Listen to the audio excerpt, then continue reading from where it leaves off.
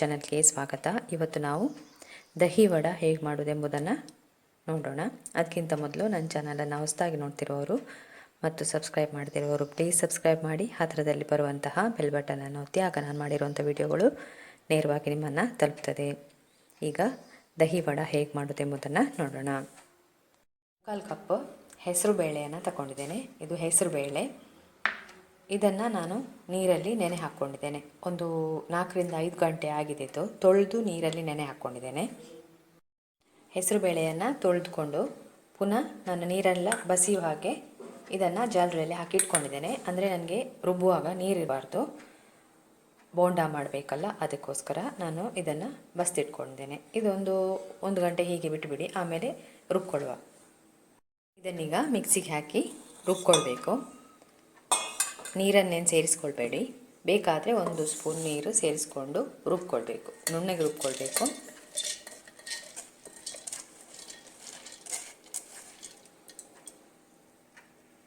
ರುಬ್ಕೊಂಡಿದ್ದೇನೆ. ಇಷ್ಟು ನುಣ್ಣಗೆ ಆದರೆ ಸಾಕು. ಇದನ್ನೀಗ ಒಂದು ಪಾತ್ರೆಗೆ ಹಾಕ್ಕೊಳ್ಳುವ.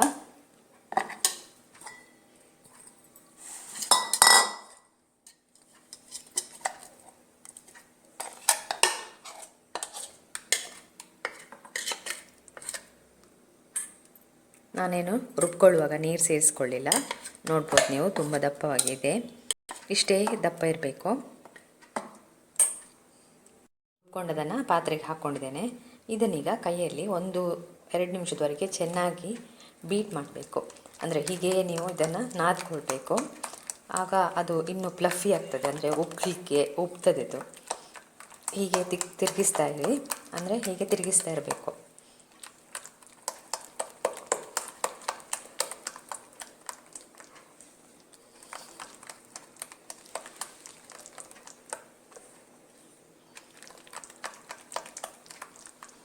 ಮತ್ತೆ ಎಲ್ಲ ಸೇರಿಸ್ಕೊಳ್ಳುವ. ಇದಕ್ಕೆ ಉಪ್ಪೆಲ್ಲ ಮೊದಲಿಗೆ ಒಮ್ಮೆ 1 ನಿಮಿಷದವರೆಗೆ ಹೀಗೆ ಹೊಡಿತಾ ಇರಿ.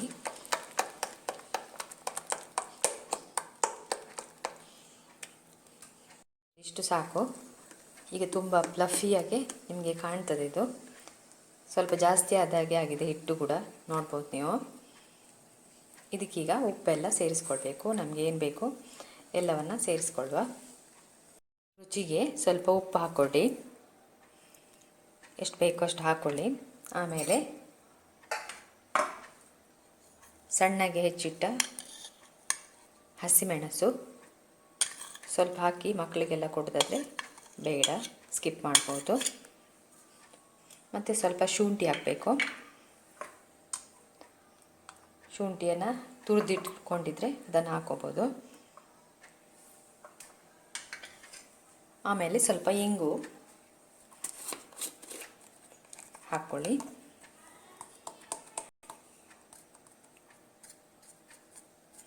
ಹಾಕಿ ಎಲ್ಲವನ್ನು ಮಿಕ್ಸ್ ಮಾಡ್ಕೋಬೇಕೀಗ.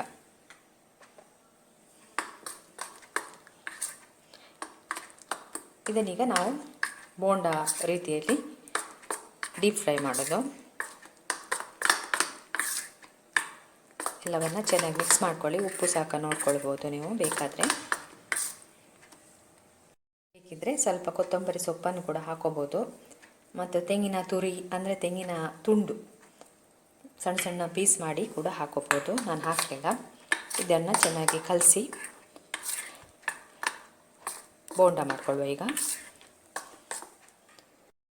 ಬಿಸಿ ಆಗಲಿಕ್ಕೆ ಇಟ್ಕೊಂಡಿದ್ದೇನೆ. ಸ್ವಲ್ಪ ನೋಡ್ಬೋದು ಬಿಸಿ ಆಗಿದೆ ಅಂತ ನೋಡಲಿಕ್ಕೆ ಒಂಚೂರು ಹಾಕ್ತಾಯಿದ್ದೇನೆ. ನೋಡಿ, ಮೇಲೆ ಬಂತು, ಬಿಸಿ ಆಗಿದೆ. ಈಗ ಬೋಂಡವನ್ನು ಹಾಕ್ಕೊಳ್ಳುವ.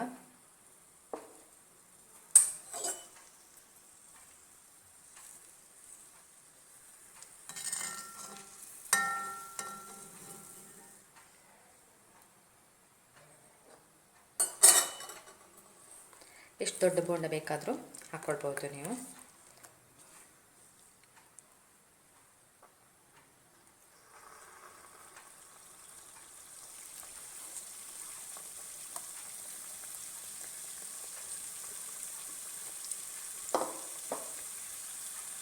ಇದನ್ನು ಮಗುಚಿ ಹಾಕಿ 2 ಕಡೆ ಸ್ಲೋ ಫ್ಲೇಮಲ್ಲಿ ಬೇಯಿಸ್ಕೊಳ್ಳಿ, ಯಾಕಂದರೆ ಒಳಗಡೆ ಬೇಯಬೇಕಿದು. ಒಂದು ಬ್ರೌನ್ ಕಲರ್ ಬರುವವರೆಗೆ ಫ್ರೈ ಮಾಡ್ಕೊಳ್ಳಿ. ಈಗ ಇದನ್ನು ತೆಗೆದುಕೊಳ್ಳೋಣ. ತೆಗೆದೊಂದು ನ್ಯಾಪ್ಕಿನ್ ಅಂದರೆ ಟಿಶ್ಯೂ ಮೇಲೆ ಹಾಕ್ಕೊಳ್ಳುವ. ಎಣ್ಣೆ ಎಲ್ಲ ಸ್ವಲ್ಪ ಹೀರ್ಕೊಳ್ತದೆ.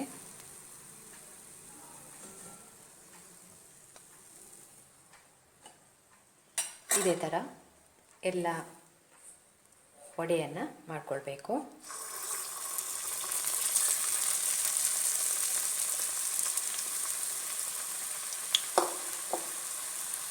ವಡೆ ಆಗಿದೆ. ಈಗ ತೆಗೆದುಕೊಳ್ಳುವ. ಇದನ್ನು ತೆಗೆದು ಒಂದು ಟಿಶ್ಯೂ ಮೇಲೆ ಹಾಕ್ಕೊಳ್ಳುವ. ಇದೇ ಥರ ಎಲ್ಲ ವಡೆಗಳನ್ನು ಮಾಡಿಕೊಳ್ಬೇಕು. ವಡೆ ರೆಡಿಯಾಗಿದೆ. ಈಗ ಮೊಸರು ವಡೆ ಮಾಡುವ ನಾವೀಗ. ನೋಡಿ, ಈಗ ಒಂದು ಬೌಲಲ್ಲಿ ವಡೆ ಹಾಕ್ಕೊಂಡಿದ್ದೇನೆ. ಇದಕ್ಕೆ ಬಿಸಿ ಬಿಸಿ ನೀರನ್ನು ಹಾಕ್ಕೊಳ್ಬೇಕು. ಮುಳುಗುವವರೆಗೆ ಬಿಸಿನೀರನ್ನು ಹಾಕಿ ಒಂದು 5 ನಿಮಿಷ ಹಾಗೆ ಬಿಡಬೇಕು. ಇದರಲ್ಲೇ ಹಾಗೆ ಬಿಟ್ಟುಬಿಡಿ. ಬೌಲ್ ತಗೊಳ್ಳಿ. ಅದಕ್ಕೆ 1 ಕಪ್ ಗಟ್ಟಿ ಮೊಸರನ್ನು ಹಾಕ್ಕೊಳ್ತಾ ಇದ್ದೇನೆ. ಇದಕ್ಕೀಗ 1/4 ಕಪ್ ನೀರನ್ನು ಸೇರಿಸ್ಕೋಬೇಕು. ಸ್ವಲ್ಪ ಉಪ್ಪನ್ನು ಹಾಕ್ಕೊಳ್ಳಿ.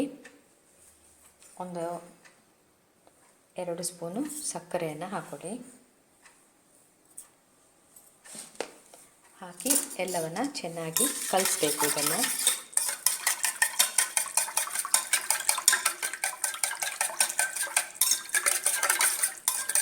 ಚೆನ್ನಾಗಿ ಮಿಕ್ಸ್ ಮಾಡ್ಕೋಬೇಕು. ನಾವೀಗ ಒಗ್ಗರಣೆಯನ್ನು ತಯಾರಿಸ್ಕೋಬೇಕು. ಅದಕ್ಕೆ ನೋಡಿ, 1 ಸ್ಪೂನು ಎಣ್ಣೆ ಹಾಕ್ಕೊಳ್ಳಿ.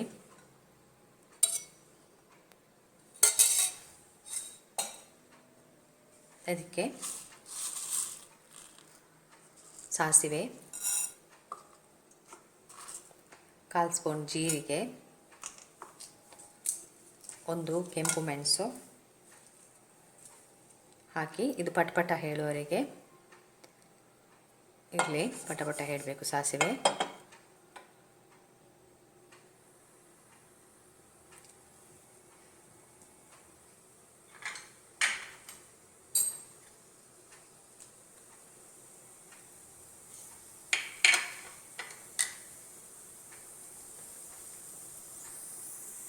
ಪಟಪಟ ಹೇಳ್ತಿದೆ.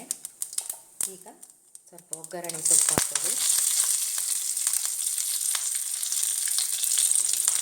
ಸ್ವಲ್ಪ ಹಸಿಮೆಣಸು, ಸ್ವಲ್ಪ ಇಂಗು ಹಾಕಿ ಚೆನ್ನಾಗಿ ಫ್ರೈ ಮಾಡ್ಕೊಳ್ಳಿ.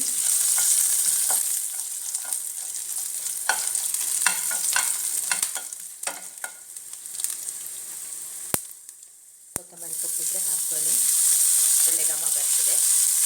ಇದನ್ನೀಗ ನಾವು ಮೊಸರಿಗೆ ಹಾಕ್ಕೊಳ್ಬೇಕು. ಈ ಒಗ್ಗರಣೆಯನ್ನು ಈಗ ಮೊಸರಿಗೆ ಹಾಕ್ಕೊಳ್ಬೇಕು.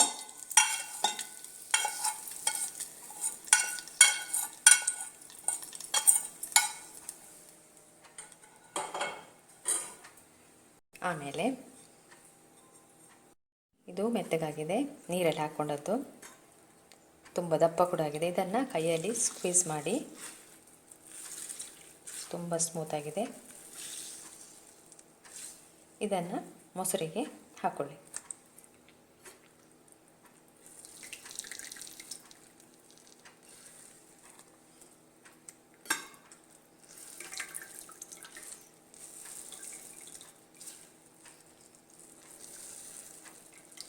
ನೀರೆಲ್ಲ ತೆಗೆದು ಮೊಸರಿಗೆ ಸೇರಿಸ್ಕೊಳ್ಳಿ.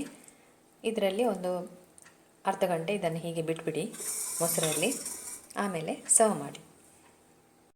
ಸರ್ವ್ ಮಾಡಿಕೊಳ್ಳುವ. ನೋಡಿ, ಒಂದು ಪ್ಲೇಟ್ ತಗೊಳ್ತೇನೆ.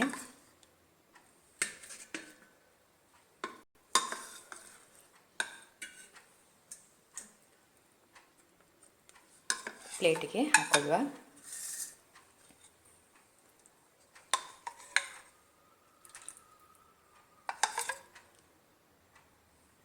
ಮೇಲ್ಗಡೆ ಕೊತ್ತಂಬರಿ ಸೊಪ್ಪನ್ನು ಹಾಕ್ಕೊಳ್ಳಿ.